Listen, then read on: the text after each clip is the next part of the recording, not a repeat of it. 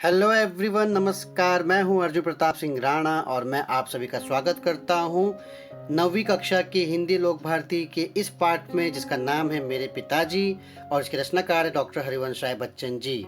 असल में ये इनकी आत्मकथा है। आत्मकथा का दूसरा भाग हम यहाँ देख रहे हैं। पहला भाग पिछली वीडियो में हम देख चुके हैं। इन अनुदेशों के साथ आगे बढ़ते हैं और हरिवंश राय बच्चन जी की कुछ झांकियाँ मैं यहाँ प्रस्तुत कर रहा हूँ। आप देख सकते हैं अलग अलग समय पे लेके उनकी अलग अलग तस्वीरें। एक तस्वीर में अपने बेटे, पत्नी और बहू के साथ दिखाई दे रहे हैं। हरिवंश राय बच्चन जी के 2 पुत्र हैं, अमिताभ बच्चन और अजिताभ बच्चन। एक तो महानायक हैं फिल्मों के, आप सभी जानते हैं, और दूसरे जो हैं देश के प्रसिद्ध व्यापारी हैं, बिजनेसमैन। हरिवंश राय बच्चन की कुछ किताबों को यहाँ पे मैं दिखाना चाहता हूँ आपको बच्चों। ये देख रहे हैं आप लोग, 2 चट्टानें, हरिवंश राय बच्चन। 2 चट्टानें इस किताब पर ही 1968 में हरिवंश राय बच्चन जी को पुरस्कार मिला था साहित्य अकादमी का। क्या भूलूं क्या याद करूं, नीड़ का निर्माण, फिर बसेरे से दूर और 10 द्वार से सोपान तक, ये किताबें, ये 4 किताबें इनकी आत्मकथा के भाग हैं बच्चों।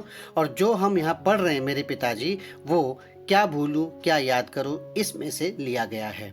मधुशाला, हरिवंश राय बच्चन के जीवन की प्रसिद्धि पर 4 चांद लगाने वाली जिस पुस्तक और कविता का नाम वो है मधुशाला बच्चों। मधुशाला ने उनकी कीर्ति में 4 चांद लगा दिए थे। इसके अलावा मिलन यामिनी, नीली चिड़िया, ऐसी बहुत सारी किताबें हैं। एक कविता मैं बोल रहा हूँ, आप सुनिएगा। वृक्ष हों भले खड़े, हों घने हों बड़े, एक पत्र छाह भी, मांग मत मांग मत मांग मत, अग्निपथ अग्निपथ अग्निपथ। जी हाँ बच्चों, ये फिल्म आई थी अग्निपथ। अग्निपथ फिल्म इसी कविता पर आधारित थी और उस फिल्म में इस कविता के पाठ को लिया गया था। मैंने धर्मा प्रोडक्शन द्वारा बनाई गई फिल्म अग्निपथ का एक छोटा सा वीडियो यूट्यूब से साभार इस अपनी वीडियो के साथ प्रस्तुत किया है। आप उसे अंत में देखेंगे। कभी कभी ऐसा होता है कि जो कविता हम ज़बानी समझाते हैं, वो जब हम दृश्य के साथ प्रस्तुति करके सीखते हैं तो उसका आनंद दुगना हो जाता है और अर्थ भी अच्छे से समझ में आता है। तो इस वीडियो के अंत में ज़रूर देखिएगा, बहुत ही अच्छा लगेगा आपको। लेकिन उसके बाद अब आगे बढ़ते हैं मेरे पिताजी हरिवंश राय बच्चन, डॉक्टर हरिवंश राय बच्चन के दूसरे भाग में। बच्चों, इसके पहले भाग में हमने क्या देखा था? हमने देखा था कि प्रताप नारायण श्रीवास्तव, हरिवंश राय बच्चन के पिताजी, किस तरह के से समय के पाबंद थे। दफ्तर हमेशा समय पर जाते थे।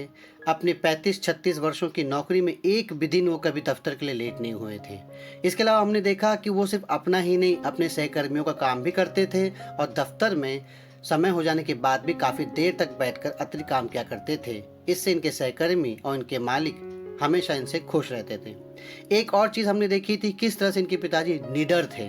एक बार जब दंगा हुआ इनके इलाके में तो धोती में नंगे पांव लठ लेकर निकल पड़े। लठ मारने के उद्देश्य से नहीं, अपने आप को बचाने के उद्देश्य से। और उस दंगाइयों के बीच में खड़े होके जिस निडरता से उन्होंने एक छोटा सा भाषण दिया और जो चुनौती प्रस्तुत की, उसका असर इतना हुआ कि पूरे देश में कहीं भी दंगा हुआ हो लेकिन उस इलाके में फिर कभी दंगा नहीं हुआ। ऐसे थे उनके पिताजी। तीसरी बात हमने क्या देखी? चलने की आदत। उनकी जो चलने की आदत जबरदस्त थी। वो सुबह 3 बजे उठते थे, 3:30 बजे गंगा स्नान के लिए जाते थे और 6:30 बजे वहां से लौटते थे। 3 से 4 मील घर से उनकी दूरी पे ये गंगा नदी थी। इसके अलावा दफ्तर भी 3 से 4 मील की दूरी पे। अगर हम इनको अंदाजन लगाएं तो 3 से 4 मील जाने में, 3 से 4 मील आने में दफ्तर, और 3 से 4 मील जाने और 3 से 4 मील आने गंगा नदी से, टोटल 16 किलोमीटर तक, 16 माइल्स होते हैं, 16 मील। और 16 मील को अगर किलोमीटर में कन्वर्ट किया जाए तो 25 किलोमीटर। बच्चों, हरिवंश राय बच्चन के पिताजी 25 किलोमीटर प्रतिदिन चलते थे। आप ही समझ लीजिए, प्रतिदिन। इसके अलावा रामचरितमानस का नवाहिक पाठ करते थे। सस्वर यानी बोलचाल में, जोर से आवाज में, सुरीली आवाज नहीं थी लेकिन लय में होती थी, और 9 दिन में रामचरितमानस का पाठ खत्म करते थे। जब हरिवंश राय बच्चन जी का जन्म हुआ था, बहुत ही छोटे थे, बहुत ही रोते थे। जब भी रोते थे, इनकी माता इन्हें जो है हरिवंश राय बच्चन जब पूजा कर रहे होते थे, उनके पिताजी जब पूजा कर रहे होते थे तो हरिवंश राय बच्चन को उनके सामने रख देते थे और हरिवंश राय बच्चन चुप हो जाते थे, शायद उनके पिताजी की आवाज या रामचरितमानस को सुनकर। अब उसी के बाद आगे हम देखते हैं क्या होता है। पिताजी मौन रहकर गीता पढ़ते थे, शायद चिंतन करने की दृष्टि से। मानस में वो बहा करते थे। अभी देखिए गीता, 2 किताबें पढ़ते थे, एक रामचरितमानस और गीता। रामचरितमानस का नवाहिक पाठ सस्वर पाठ करते थे, यानी जोर से बोलते हुए, लेकिन गीता को मन में पढ़ते थे।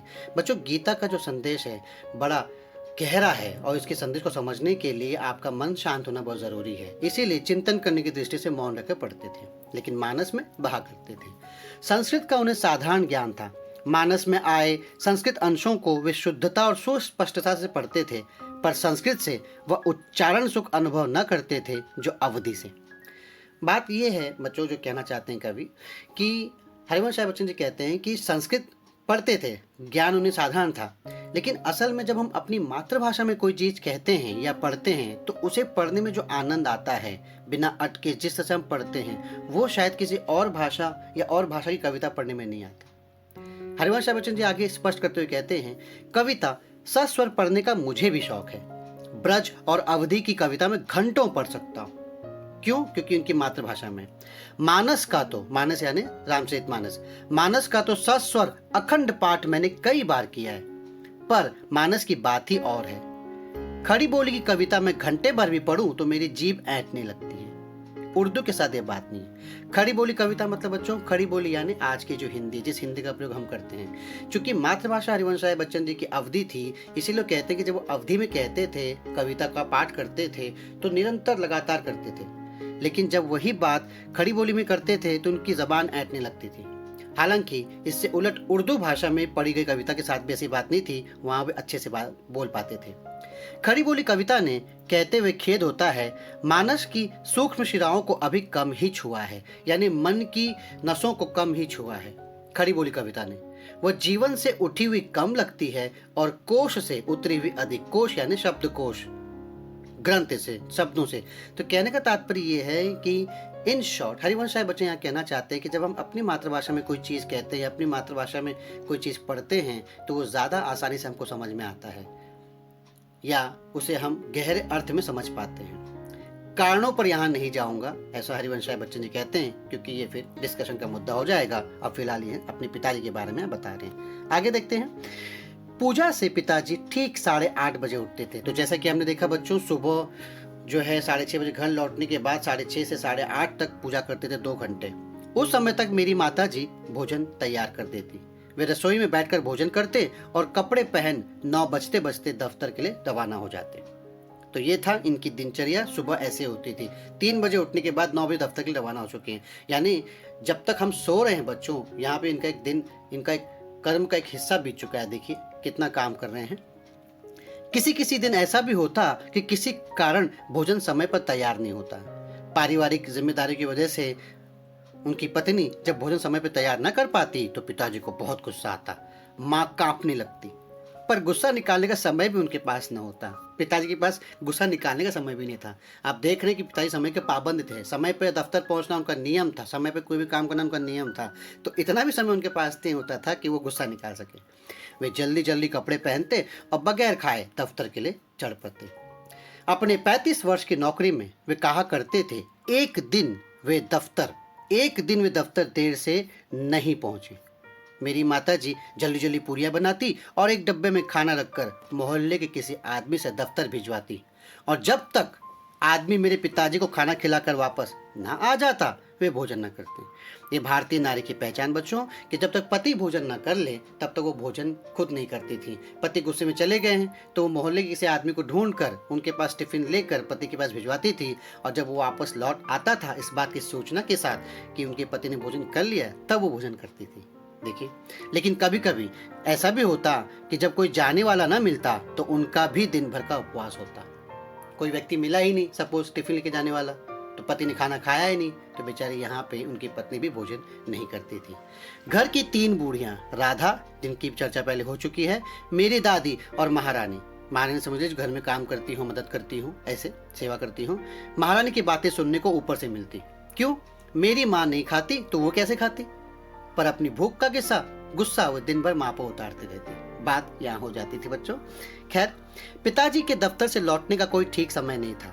नौकरी के प्रारंभिक वर्षों में वे प्रायः देर से लौटते थे, क्योंकि अतिरिक्त काम करते थे, बहुत ज्यादा काम करते थे, 8-9 बजे, इससे भी अधिक देरी से, और खाना खाकर सो जाते थे। बात को जब कुछ जल्दी आने लगे तो खाना खाने से पहले कुछ देर पढ़ते, कभी खाना खाने के बाद भी, और कभी तो घूमने निकल जाते। हे भगवान, 25 किलोमीटर चलने वाला ये व्यक्ति कभी दफ्तर से अगर जल्दी आ गया तो रात को, शाम को पढ़ने या खाना खाने के बाद घूमने निकल पाते। सुबह गंगा स्नान में आने जाने के 8 मील, दिन को दफ्तर आने जाने के 8 मील, यानी कुल 16 मील। 16 मील का मतलब बच्चों 25 किलोमीटर। इतना चलने पर भी उनकी चलास तृप्त नहीं होती थी। बाप रे, इतना चलते थे, इतना चलने के बाद भी रात को चलते थे, और रात को भी 2-3 मील घूम फिर आने को वे तैयार रहते। तभी तो मैं कहता हूँ कि उन्हें चलने का मर्ज था। मर्ज यानी बीमारी, चलने की बीमारी थी। चलना उनको इतना अच्छा लगता था बच्चों कि वो चलना पसंद करते थे, इसलिए रात में चलते थे। सबसे अचरज की बात यह थी कि रात को चाहे कितनी देर से सोएं, उठते हुए सुबह 3 ही बजे थे। बच्चों, ये बहुत बड़ी बात है। देखिए, कितनी भी देर से सोएं लेकिन उठते 3 बजे ही थे। उनका कहना था कि नींद लंबाई नहीं, गहराई मांगती है। ये बहुत महत्वपूर्ण पॉइंट है बच्चों। हम विद्यार्थी जीवन जीते हैं। विद्यार्थी जीवन का प्रमुख मकसद होता है ज़्यादा से ज़्यादा पढ़ना, अच्छा से अच्छा पढ़ना। लेकिन कई बार हम अपना वक्त जो है सोने में गुजार देते हैं। आजकल तो खैर गैजेट्स में, मोबाइल में गुजार देते हैं, तो नींद की भी सेक्रीफाइस कर रहे हैं। लेकिन असल में सही व्यक्ति वही होता है, सही स्टूडेंट वही होता है जो नींद पर काबू पा सके। नींद लंबाई नहीं, गहराई मांगती है। मतलब कितने ज़्यादा घंटे आप सोए वो महत्वपूर्ण नहीं है, कम घंटे लेकिन गहरी नींद में सो गए वो महत्वपूर्ण है। यानी कम घंटों की भी गहरी नींद ज़्यादा घंटों की हल्की नींद का काम कर देती है। उनके इस फॉर्मूले के प्रति विश्वास ने मुझसे अपनी नींद पर कितना अत्याचार करा है। बच्चों, ये बात भी महत्वपूर्ण है। हरिवंश राय बच्चन के साथ भी यही हुआ, क्योंकि उनको अपने पिताजी की आदत लगी थी। हरिवंश राय बच्चन जी भी सुबह 4 बजे उठते थे, और अपनी आत्मकथा के आगे वाले भागों में, खंडों में उन्होंने ये बात भी कही है कि सुबह 4 बजे उठने के बाद वो ट्यूशन पढ़ाने जाया करते थे। सोचिए कितना मेहनत करते थे। और यही वो कह रहे हैं कि अपने पिताजी की इस बात पर विश्वास करने के कारण कि नींद लंबी नहीं गहरी होनी चाहिए, तो ये सोच के कभी कभी मैं कहता हूँ कि जब मैं मरूं तो मुझे 7-8 दिन तक यूं ही पड़े रहने देना, ताकि मैं अपनी नींद पूरी कर सकूं। मैं अपनी नींद पूरी नहीं कर पाया हूँ, ऐसा हरिवंश राय बच्चन जी कहते हैं। इस असंभव की कल्पना भर सुखद है, क्योंकि मुझे अपने जीवन की बहुत सी रातों की नींद पूरी करनी है। बहुत काम करते थे हरिवंश राय बच्चन, बहुत जागते थे, बहुत कम सोते थे। समय की पाबंदी की जो उत्कटता उन्होंने अपनाई थी, उनके निभाने के लिए घर के लोगों का सहयोग आवश्यक था। अब चूंकि समय के पाबंद थे, वो समय के पाबंद कब होंगे? जब घर वाले भी सपोर्ट करेंगे, यानी समय पे टिफिन बनेगा, समय पे कपड़े होंगे, समय पे बाकी काम करेंगे। अब घर वाले समय के पाबंद कैसे बने? इसके लिए उन्होंने क्या किया था, उन्हें सेंस ऑफ टाइम, वक्त का अंदाजा देने के लिए पिताजी ने अपनी नौकरी के पहले वर्ष में एक आराम घड़ी खरीदी और लाकर दालान की तिकोनिया पर रख दी। दालान यानी आंगन। आराम घड़ी बच्चों असल में होता है अलार्म घड़ी, अलार्म घड़ी, बट उसी का नाम बदल के गांव वाले कर देते हैं आराम घड़ी। तो आराम घड़ी और आंगन की तिकोनियों पे ऐसे कोने पे रख दिया जहां पर सबकी नजर घड़ी पे जा सके। यानी ये तो समय के पाबंद हैं, लेकिन घर वालों से भी गड़बड़ नहीं होनी चाहिए, इसलिए रख दिया। यह घड़ी नई नहीं थी, विक्टोरियन युग की थी। बच्चों, विक्टोरियन युग वो समय जब भारत में ब्रिटेन की रानी विक्टोरिया का शासन था, और पायनियर के दफ्तर से बहुत दिनों से काम दे रही थी। जिस दफ्तर में काम करते थे प्रकाश प्रताप नारायण श्रीवास्तव, उसी दफ्तर से लाई गई थी। उस दफ्तर में कई समय तक घड़ी थी। वहाँ वो कंडम माल की तरह निकाल दी गई होगी, यानी पुराने माल की तरह, यानी चलो बहुत इस्तेमाल हो गया, अब नया लाना है तो निकाल दी गई, जो पिताजी ने शायद 2 रुपए में ले ली। ये उस समय का 2 रुपए। लेकिन ये घड़ी बेहया साबित हुई। अब बेहया, यहाँ बेहया मतलब जो वफा ना दे, लेकिन यहाँ पे इसकी बुराई कर रहे हैं, असल में इनकी तारीफ हो रही है। क्यों? क्योंकि थोड़ी बहुत सफाई के बाद वो चलने लगी, और चलने लगी तो चलती ही चली गई। इतनी पुरानी घड़ी बच्चों, जो पायनियर के दफ्तर में इतने सालों तक इस्तेमाल हुई है, इसके बाद भी चल रही है। 7वें दिन उसमें चाबी देनी पड़ती थी, वह अलार्म भी बजाती थी। उसके कभी घड़ी साज के यहाँ जाने की मुझे याद नहीं। घड़ी साज यानी घड़ी की दुकान में, घड़ी के मैकेनिक के पास। यानी ये घड़ी कभी खराब ही नहीं हुई बच्चों, इतनी पुरानी घड़ी लेकिन इतनी मजबूत। तिकोनिया और खाली, इसकी कोई तस्वीर मेरे दिमाग में नहीं है। मतलब ऐसा मुझे कोई दिन याद नहीं जिस तिकोने पे रखी गई थी कोने पर घड़ी, वो जगह कभी खाली हुई उस घड़ी से, ये मुझे कभी याद नहीं। मेरे पिता की जीवन पर्यंत, जब तक पिताजी जीवित थे, वो चलती रही। क्या घड़ी है बच्चों? आजकल के ज़माने में आप सोचिए, इतनी महंगी महंगी घड़ियाँ हम लेते हैं, उसके बावजूद साल भर की वारंटी के अंदर भी कितनी बार ख़राब हो जाती है। फिर बाद में हम रिक्वेस्ट करते रह जाते हैं, घड़ी बनाने वाला घड़ी क्या बनाए। कोई भी चीज़ आज के ज़माने में लंबा टिकती ही नहीं है। खैर, उनकी मृत्यु को लगभग 30 वर्ष होने आए बच्चों। 30 साल हो गए हैं, घड़ी चल रही है, अब भी वो चल रही है। मेरे पास नहीं है। मेरी बड़ी बहन के लड़के रामचंद्र, फुटबॉल के अखिल भारतीय प्रसिद्ध खिलाड़ी, उसे अपने नाना यानी प्रताप नारायण श्रीवास्तव की एक निशानी के रूप में वो ले गए थे। मैं जब कभी राम के घर जाता हूँ, यानी रामचंद्र के घर पे, उनके घर पे, हिर फिर कर मेरी आंख उस घड़ी पर जा टिकती है।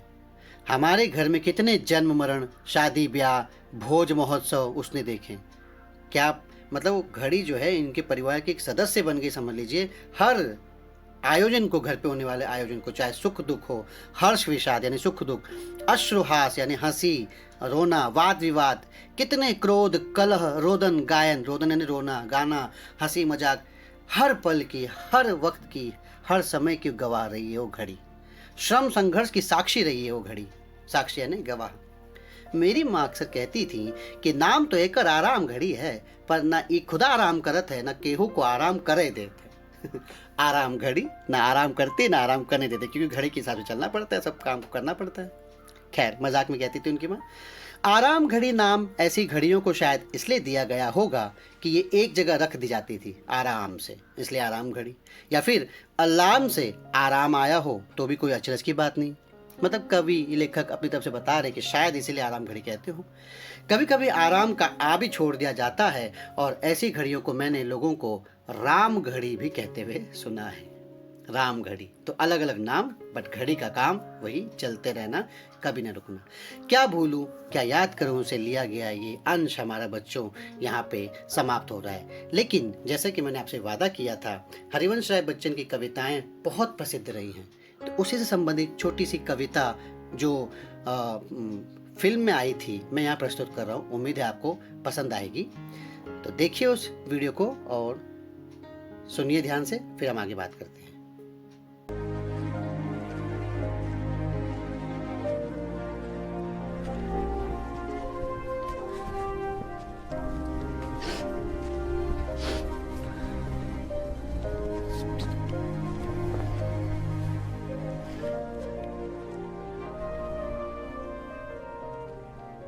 विजय, जिंदगी में रोना नहीं है।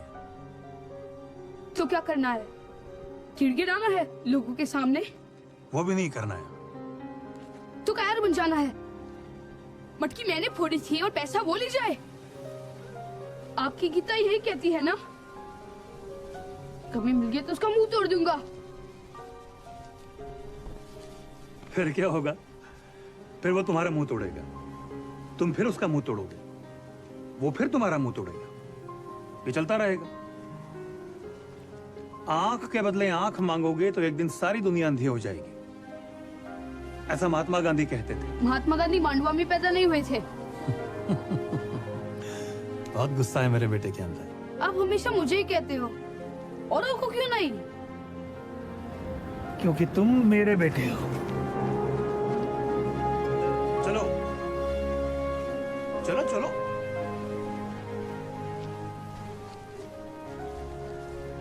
जमाने की परवाह करना सही है, लेकिन हर आदमी का जमाना उसके घर से ही शुरू होता है। इसलिए मैं अपने घर की परवाह कर रहा हूं। मैं तुमसे कायर बनने को नहीं कहता विजय। शक्ति का पास में होना जरूरी है, लेकिन सवाल शक्ति के इस्तेमाल का है।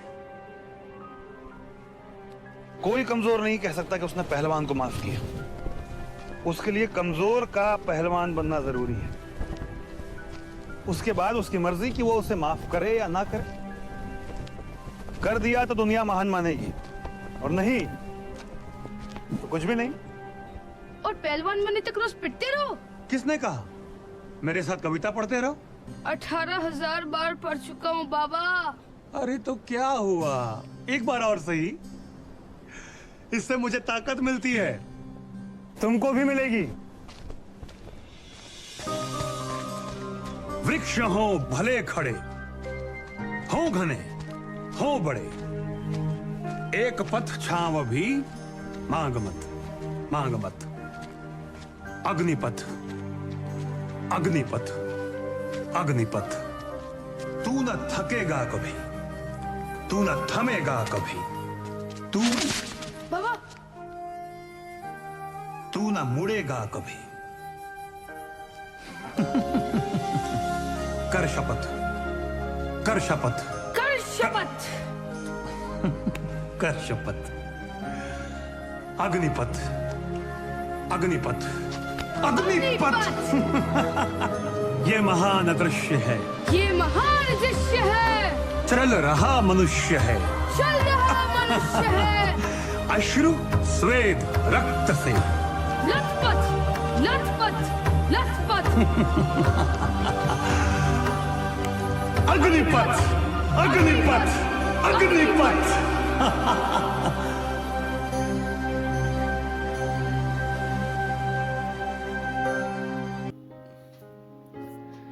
तो देखा बच्चों, शानदार कविता, अग्निपथ, अग्निपथ, अग्निपथ। तू न थकेगा कभी, तू न रुकेगा कभी, मतलब कभी नहीं रुकना, कभी नहीं थकना, हमेशा आगे बढ़ते रहना, क्योंकि जीवन अग्नि से भरा, संघर्ष से भरा है।